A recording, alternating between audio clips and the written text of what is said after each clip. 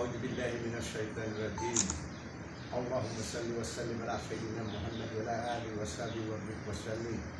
To all the peoples of the world, ladies and gentlemen, this is my personal documentary, brief documentary, where my origins come from.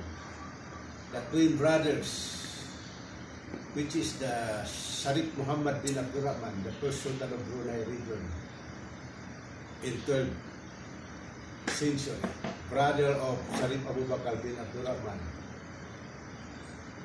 head of foreign region, and the founder of United Malay National Organization in 1300 AD, which is all my lineage come from these twin brothers. Where the side of my father, which is Jainal Abidin Iskandar Turkana, the founder of Masun in 3rd 15th century by the England Magna Carta. The Masun stand for Muhammad Ali, Sultan of all organization of the nation. Married with Permaisuri, which is the daughter of Raja Baginda, Sharif Abu Bakr bin Abdurrahman, in 1450 century, and got two children, one son and one daughter. Well, my grandfather married to the daughter of Sharif Muhammad bin Abdurrahman, the first Sultan of Brunei, which is Raja Husin Kamaluddin in Brunei, Muhammad Kamaluddin in Sulu, Muhammad Kamaluddin in Indonesia. They bring three colors: white, black, red.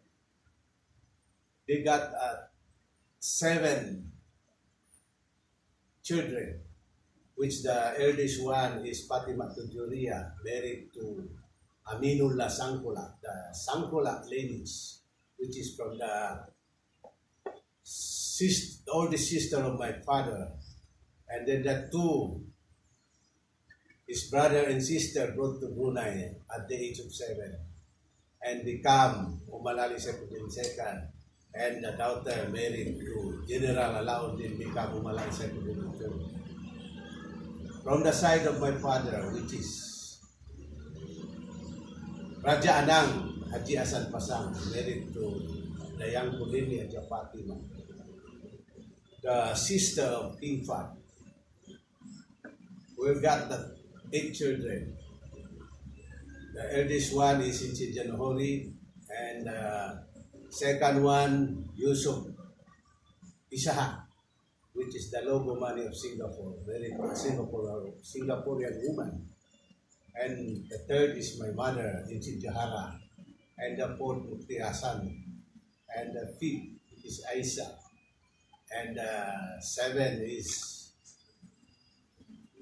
Amina, Naning, and Sinci Jahara, the eldest one, the last one. Well, my marriage with Queen Maria Makiling, Helen Fatima Casaria Panulina of Duraja, Baginda Ali Elizabeth III, Lord Borneo Sultana Holo, Philippine Island, which my legitimate to become a Sultan of Sulu and Lord Borneo through my living witness, which is Sharif Usman Ali Ismail Kiram, known as Sultan Turun Lawan Lumaga, is now at 327 years old, is still alive. So no one can touch our lineage. We are untouchable, king and queen.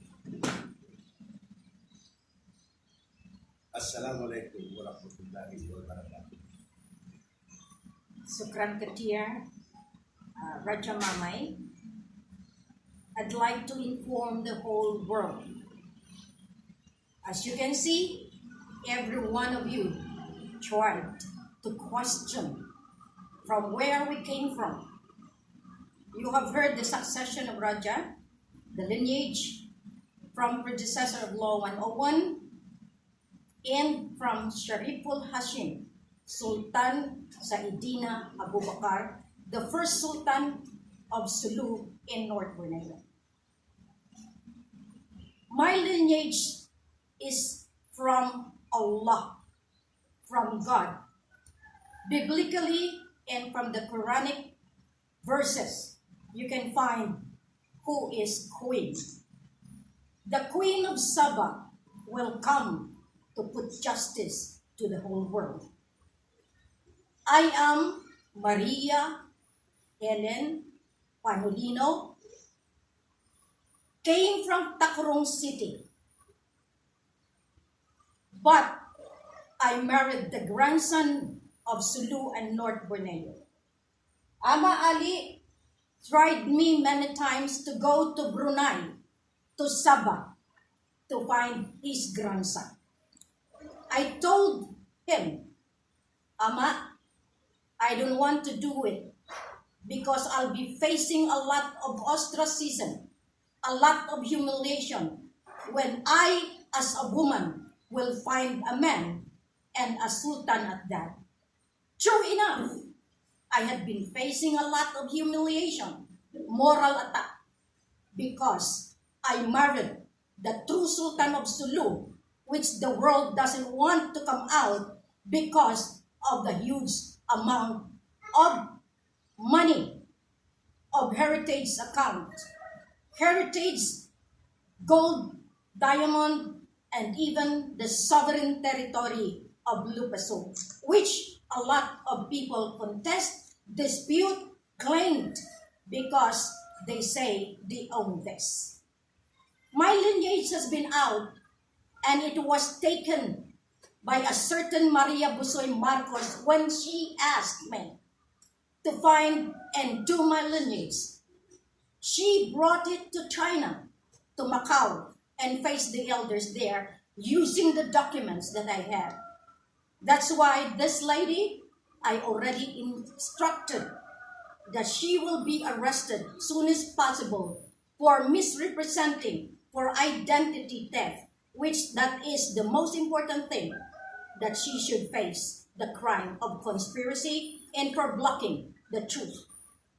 I am here in Bulog right now, and many of you, Puluano, Tausug, maliciously attack my moral, my spiritual standing.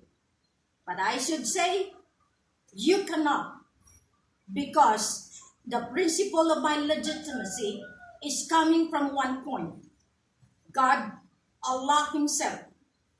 And this elder of mine has been with me from the day I was born. He has guided me. He has been with me going to Tacurong.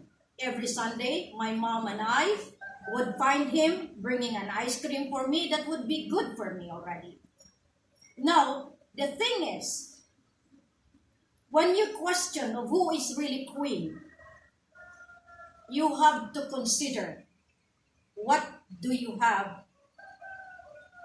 Because if you are not closely connected with God, with your Creator, with Allah, with Buddha, with Guan Yin, you cannot answer the question, and you yourself will become the messenger of Satan, because you will be speaking against me, you will be speaking up against Raja, you will be speaking against the kingdom. Now I have proven myself. When the day that I married the Sultan of Sulu, which there are emissaries of the bad people trying to insinuate the Raja to leave me behind because I am not the one.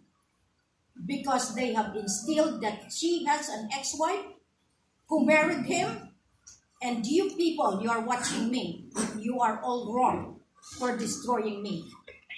You did not know that I am myself a very legitimate way of saying that to all of you, na hindi ako tanga, that I am not stupid at all to be going anywhere in the world without any documents. I married the king here in Sulu in September 9, 2009. But since he is still a Filipino So I married him for the second time, and I have two marriage certificate, which the world knows, because the name in itself will speak that Raja Muhammad Gamar Mamay Hasan Abdurrajab is the guy that had been recognized by Pentagon when I married him in September 29, 2009. Because if I have to use the marriage certificate here, it will take years before I can produce a valid passport for me to find the way to prove to the world of who is Raja. And it is the obligation of the Queen to find the truth. So I have been moving anywhere in the world to find the specific, tangible documentations to prove to the world that Raja indeed is the king. So one attestation is the accidental documents downloaded to one of our lawyers, Attorney Cristal, who informed me when he was there in the USA that there is no Helen Panolino married to the Sultan of Sulu. So from there, I started to move on. I've been planning alone. And those people that humiliate me and not talk me up to this point, have you done what I have done? Have you made all this attestation and documentations which the world recognizes?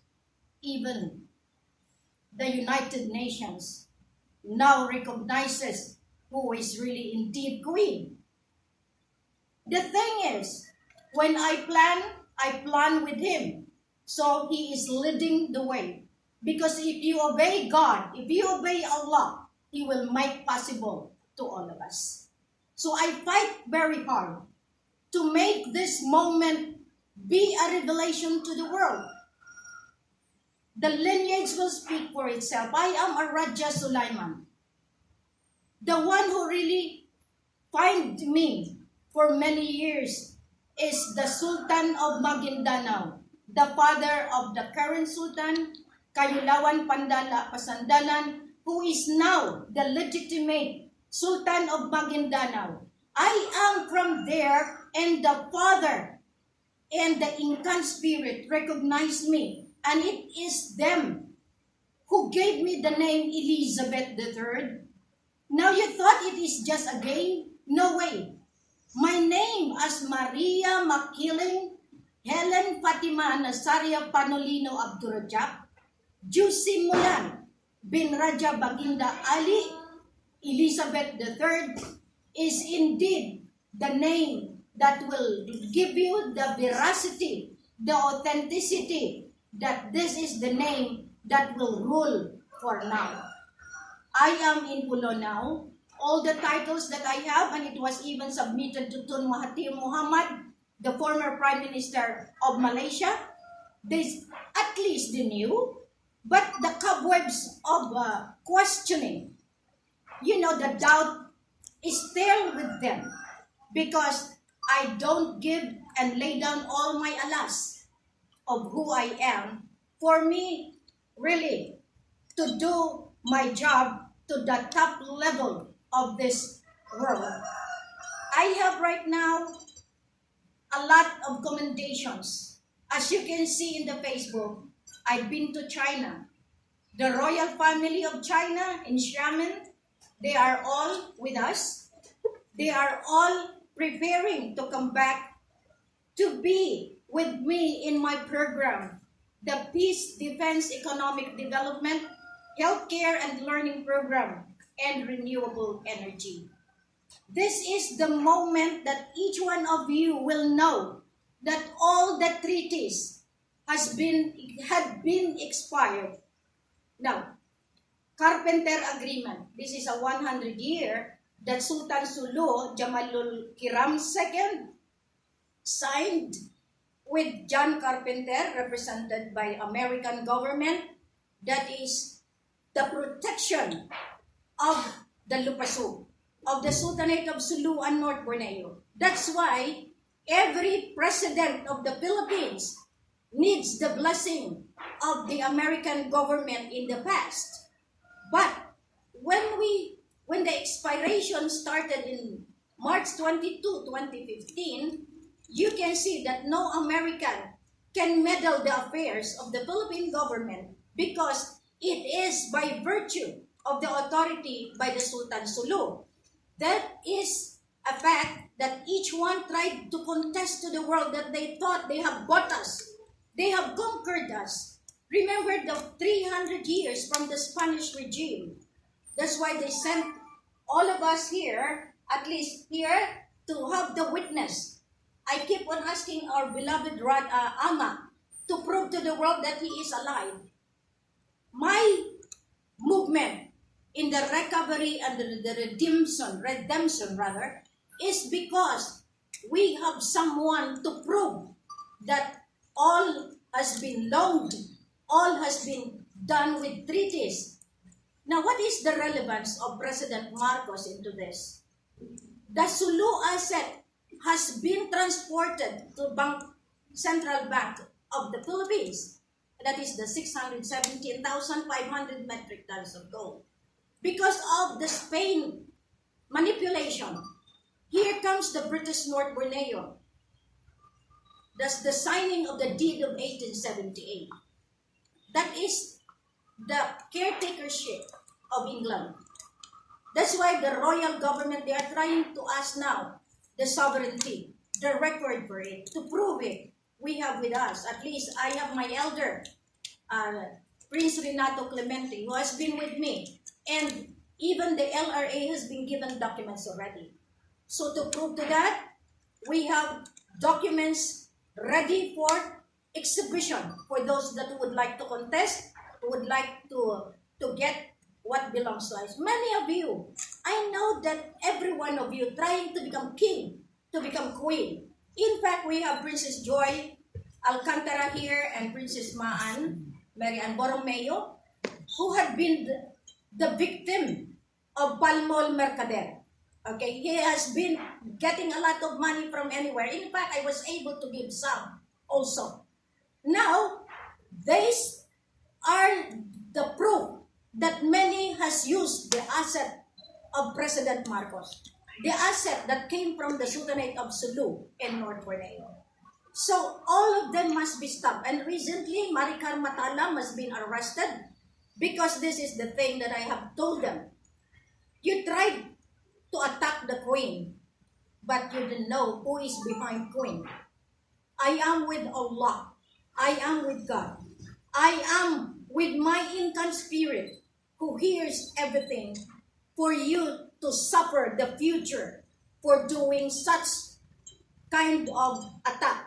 That's why I told even our elder, our royal council, Dayang Rajata Asid from the Kamlian family, that those that really bully me and speak ill against me, just watch. They will die in vain or they will die in peace. But for me, I would always say, I am a forgiving person. I am a very humble person. And yet all of this needed to be rectified. Rectificatory form of government is imposed because of the hard-headedness of the Mapilindo countries. You were given only 50 years. After the deed of 1878, in 1978, Tun Mustafa Harun, Miswari, tried to dethrone all the royalties up to Middle East because they have controlled the oil, the gas of this land, which is the source, is Liguas and Mars. Now, you can see that all this peace talk, all these claims, why are they using the MNLF? Why are they using rather the MILF? Because this is their package propaganda to destroy and not to let the truth come out that the true Sultan is alive. And that's why I told you, Ama Ali, you have to see that my work, my job is already known to the world. Why do you think that each one of you tried to tell me, oh, wala pa yan sila sa ABS-CBN. Oh, wala pa yan sila sa GMA. Why? You have to tell me? Because the queen is a humble queen. The Queen has no money to pay. The ABS-CBN, you have to put 1 million pesos. I've been offered for that. When I was having my publicity in Cotabato, a politician put up the money. So my publicity is always hampered, always stopped because of the evil politician who would like to block us. But now I tell you, at this point in time, I'm trying to give a strong and forceful message to all those people that uses the claim of Sabah to stop. Because Sabah is Philippines and Philippines is Sulu Lupasug. You cannot deny the fact that the MA63 is already over. I am coming out because I am sent. Now still, if you do not understand, the world already recognizing the Queen, the 200 plus nation already with the Queen, the major agencies are coming to the Queen. But do I have to tell you? Because you are people filled with evil desire to block, to stop the truth. You are with the black force. You are with Satan so that you can speak out the worst kind of words against us. But for me, I should say, as I told Ama Ali, that our time has come. You have lived that long. You have lived to protect the Queen. I'm sure you will be having an extension to be able to put this peace and prosperity to the entire world. So luckily, I was able to reach Kolo. Can you imagine the Queen already met her death? Namatay na si Queen, ngunit binuhay ng Allah para tulungan kayo. Pag kayo aatake pa sa Queen, tandaan ninyo, ang hustisya ginagawad na. Kaya maraming nakukulong. Marami na ang natutulog ng mahimbing at nabuhay sa 6 feet below the ground. Iyan ang binibigay kong hustisya dahil yan ang hustisya galing sa Diyos, galing sa Allah. Ngayon, I am calling the President of the Philippines. I have given you 5 years transitory phase, and this is your 3rd year and 2 taon na lang. Why I am doing this? Why I have the power and authority? Because by virtue of the treaties, I am immune to that, and I am covered to that. And now that each one has already given me the privilege to be a queen, not only the queen that they thought. That's why I am arresting all of those that go to the Federal Reserve, to Bank Negara, to the Central Bank, to all the banks of the world. Arrest them, my people. You have been with me. The truth will always be the truth. Marami po yan ngayon. And yan, tandaan nyo kayong claimants, kayong Marcos, kayong Kiram, kayong Taliano. Come here if you hold something. If you are a keeper, if you are an administrator, please come to Sulu. Because the redemption recovery program of the Queen is intact. The global financial system is intact. The financial system of the Queen is intact. Kung hindi pa rin kayo naniniwala, matulog na lang kayo ng mahimbing para at least you can still give justice to yourself. I know that each one of you has been trying to really find a way to listen to the Queen. I will be asking my family to open the satellite dish because it is already here. Nandito na yan. And I ask the family now to come. I ask even the group of those that has been with me, the 200 plus countries, to come out into the open. Just recently, I had been offered a top post in the United Nations. I humbly declined, and I told the emissary, it could be Ban Ki-moon, it could be somebody else, but I give him a letter declining the offer. Because I am a queen. I am not supposed to be under anybody because I hold the sovereignty. When you say sovereignty, that's why you cannot anymore do some program here of black operation, military. I am giving you an order. Cease fire. Do not put any bullet or mortar towards the mountain. I want the two brothers, the Susukan, to be delivered to me as soon as possible. I don't want you to be having this land be the land of your propaganda, the land of bandit that you project to the world. There is no Abusaya. There is no armed groups there. Military, all the generals, you know what I am doing. You know what I have heard when I am at the hotel where you are having your meeting. You didn't know that the queen is a penetrator of that. But now, I have so many alas to really tell you, enough is enough. If the President of the Philippines cannot do it, please come. Queen can do it for you. The world is already coming. I have been reminding you, if you will have skill to create war and chaos here by sending 3 divisions in this land, I have 500,000 soldiers. I have submitted that to General Pabayo. You laugh at me, it's all right. But I have soldiers that you cannot see. I have many people that will assist me. I am watching the borders of Malaysia. I am watching the Pacific Rim. You didn't know that. But I am with the top leaders that would protect the entire world. You didn't even realize what is the Queen doing. Can you sleep at least 2 hours a night? Watching the entire world? Have you known the Queen works on the topmost leaders? And yet here you go. You still have to question the integrity, the moral, the professional acumen of the Queen.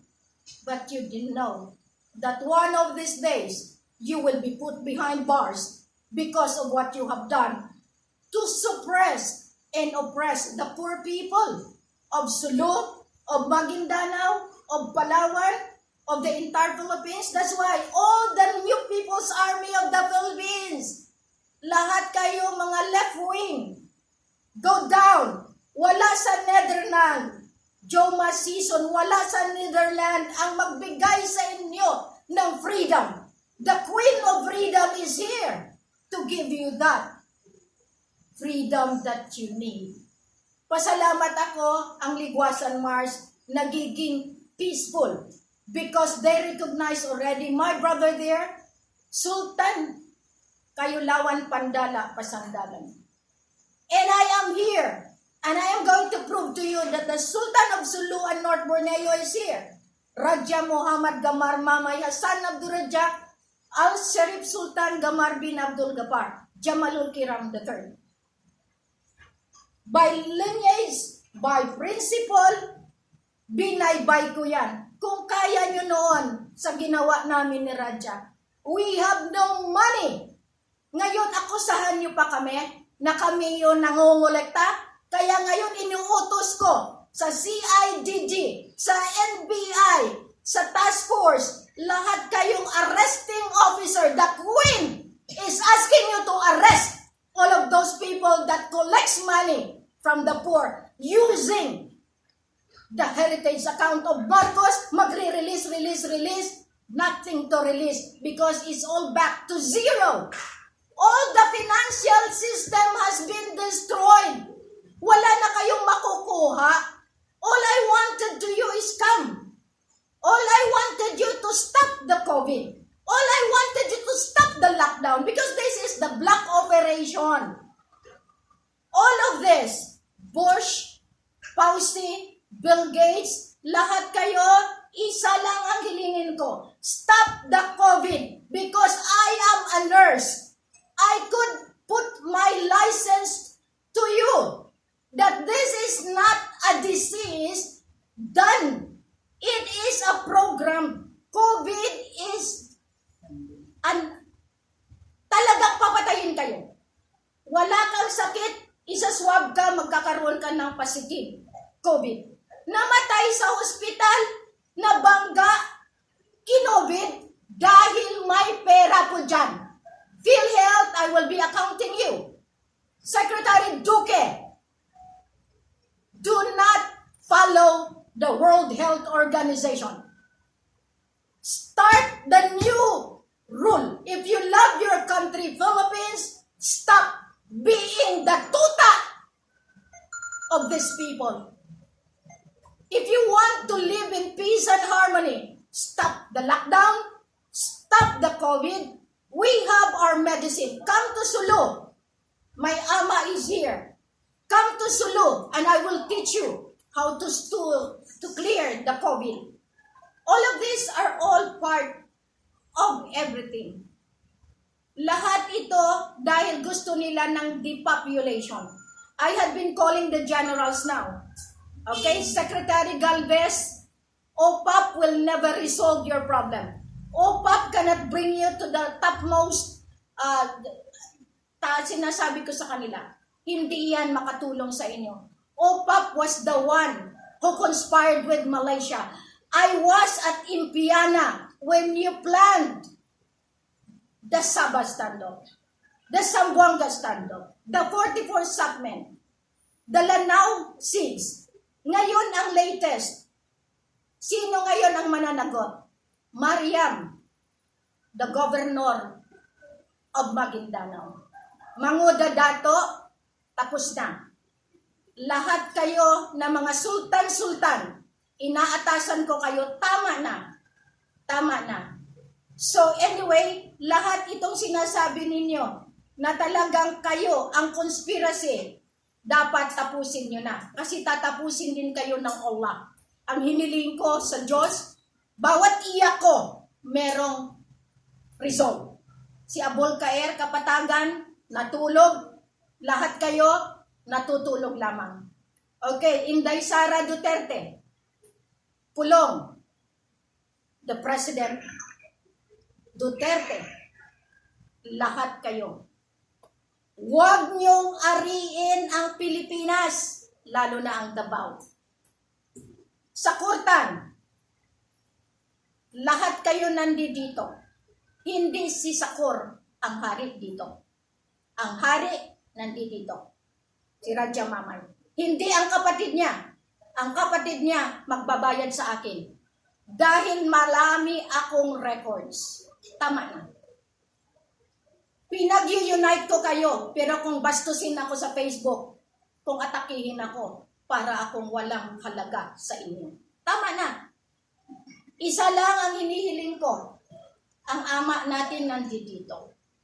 Ang usapan namin ni ama, pagtapos na, lalabas ng mga anak ko, pasaya ako. Lalabas kami, uuwi kami kung saan kami galing. Yan ang tinatanong ng buong mundo, ang tatanga. Dahil wala silang Diyos, wala silang Allah. Dahil ang kanilang Diyos, ang kulay ng dollar, ang kulay ng piso. No? The peso has been their Diyos. Yun ang kanilang paraan. Lahat kayong Illuminati, lahat kayong kabal, lahat kayong ISIS, lahat kayo, bumalik na kayo sa tama dahil hindi religion ang kalustasan dito, kundi ang tunay na pagbabago sa puso ninyo. Be strong, my people. Be strong, my comrades, in the fight for freedom. I am Queen Helen. Isang maliit na babae matapang, galing sa Tacurong City. Kung gusto nyo tanungin, meron akong kasama dito. Ngayon, kini-question din.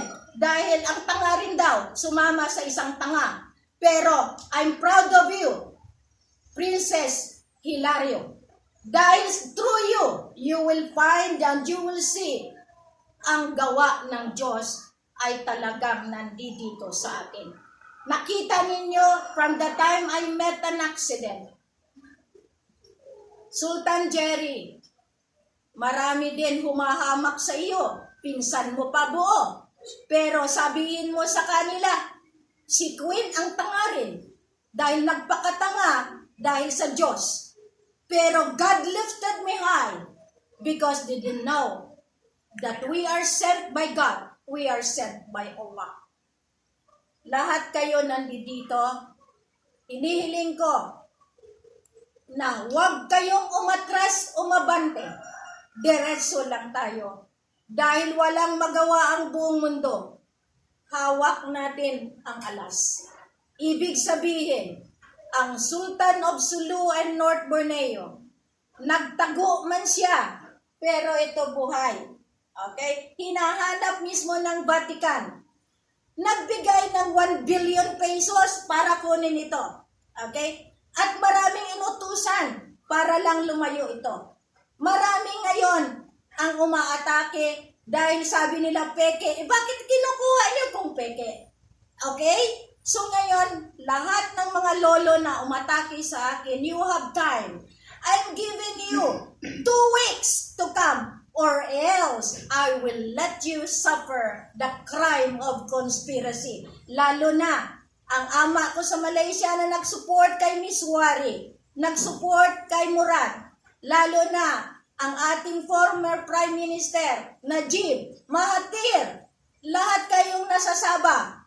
Walang Sabah kung wala ang Pilipinas. Ang Pilipinas ang bumuhay sa Sabah, Sarawak dahil ang oil sa Ligwasan Mars, ang source of origin ng lahat ng oil. Naging hari kayo, naging reyna kayo dahil sa yaman ng Pilipinas, sa yaman ng Sultanate of Sulu and North Borneo, Sultanate of Maguindanao, Sultanate of Lanao, at lahat ng sultanato ngayon, nagiging isang mataas na mga kategorya ng royalty dahil nandito kayo kay Helen, nandito kayo kay Mamay, na kinikilala na ngayon ng buong mundo. Mag-antay kayo, darating sila. Hindi ito laro, kausap ko sila mismo sa akin araw-gabi. Dahil ang inantay lang nila, makatungtong dito si Queen sa Lupasog at mailaban ang sangkatauhan. Hindi kami Queen ng kalawakan lang, ha? Hindi kami Queen ng katulad ni Gloria Arroyo at ni Kibuloy, ha? Hindi kami yan. Kami ay King and Queen, binasbasan ng langit at lupa dahil ang mga lolo at lola natin ay galing 7 lapis pataas, 7 lapis pababa, at ang nagmamayor dito ang Sudden Macdum. Yan, dyan yung makita. If you are highly spiritual, do not have the time to double your decision. Come now to Sulu. I have brought back the King and Queen and the living witness to the promised land. I have installed last year the divine government, kaya ang divino gobyerno ang siyang paraan ko para bigyan kayo ng hustisya. Dasal lang kami. Dasal lang ang mahal na hari. We are also human like you, but God chosen me. Allah chosen us to lead this world again for peace and prosperity. Kaya lahat kayo ngayon, iniisa-isa ko na. Kung takot pa kayo, sabi ko nga doon sa unang video, pwede na kayong umuwi, bigyan ko pa kayo ng escort. Pero salamat, dahil kahit anong gawin nyo, you are stuck with me. Okay? Sacrifice a little. Dahil ililift nila ang COVID, wala na sila pera. Ang COVID, pera, negosyo. Ang COVID, platform nila para matakot kayo. Sino ngayon ang terorista? Di ba si Bill Gates? Di ba? Si Duque? Lahat kayo ngayon, takot kayo o magpaswab. Kasi talagang matakot kayo, nandoon na yung chip sa inyo. Okay, sabi nila, mananalo sila. Kasi sumunod sila doon sa World Health Organization. Depopulation po yan. Kaya nga sinabi ko na sa inyo, may pera dyan. Gusto nating maging agent, gusto ko rin sana para marami ako pera. Madali pera dyan. Punta na ako PhilHealth, sabihin ko may patay dito, may patay doon. Ipakremate ko kaya yan, di COVID na may pera ako. Salamat tayo. Alam ko kung anong kalakalan nila. Kaya nga dito, I impose truth and justice. Gusto nating mabuhay, gusto nating magkaroon ng magandang buhay, we must be joining together. I installed the Royal Lupah Bros gas dahil akala nila yan lang yan. May satellite dish po tayo. Alam nyo ba kung sinong may gawa niyan? Pinadala yan dito. Intay-intay lang kayo konti because the Queen has been working for so many years. Hinarangan nyo ako? Hindi nyo na ngayon maharangan. Kasi kung ano yung atin. Kung anong kinuha nila, atin. Kung anong pinaglalaban ko na kinuha nila, kinukuha ko pa rin, atin pa rin yan. Doon sila talo kay Queen. Okay? So, hindi ako ordinary Queen. Kahit sabihin yung maliit ako, hindi ako makapagtausog. Pero sabihin na lang natin, nakakaintindi kayo ng Tagalog, laban tayo. Kasi ang katotohanan ay always katotohanan. Hindi niyo pwedeng manakaw yan sa akin. COVID, takot kayo? Huwag na kayong matakot dahil binibigyan ko ang World Health Organization. Nagsabi na ako kay Ban Ki-moon, I am a queen. I am not going to be submitted to anyone's rule. Okay? Ang queen ng Lupah ay hindi lamang queen ng Sulu. Sultana di Jolo is tantamount to the global earth dahil nakalagay yan na ang Hulo ang siyang mamumuno muli para maging maayos ang mundo. So pasalamat ako lahat ng mga sultanates naka-endorse na, inaantok na ang aking mahal na ama dahil palagi yan, kaya nga sabi ko ama, always focus dahil you are the most handsome 327 years old, kaso lang nagtaka sila dahil 109 lang. Kasi sabi ko naman, wala akong testamento i-present sa inyo kung 327. Sino kaya magbigay ng passport ng ganong klase? Okay? So, ibig sabihin, I am trying to refute the principle na kung talagang pinili ka, mabubuhay ka hanggat hanggan. Ang buhay na walang hanggan ay hindi lamang sa kabilang buhay.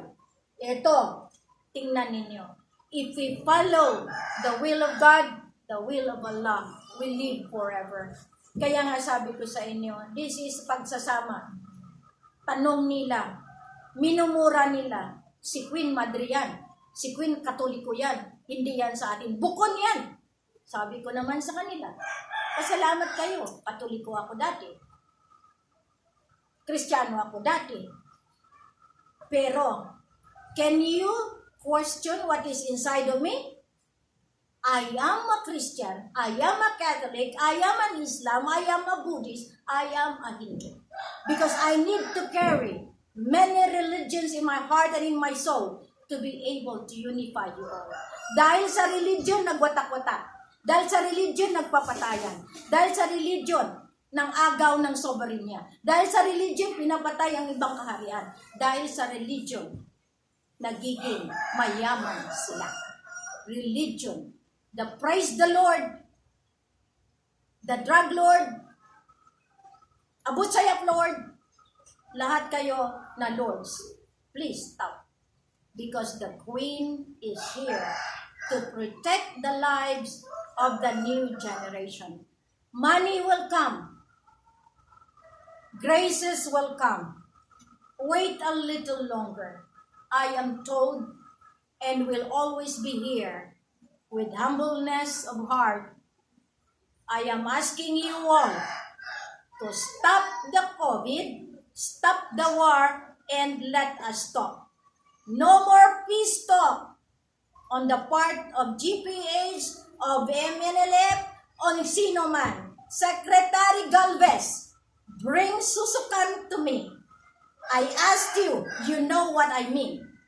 You know what you are doing.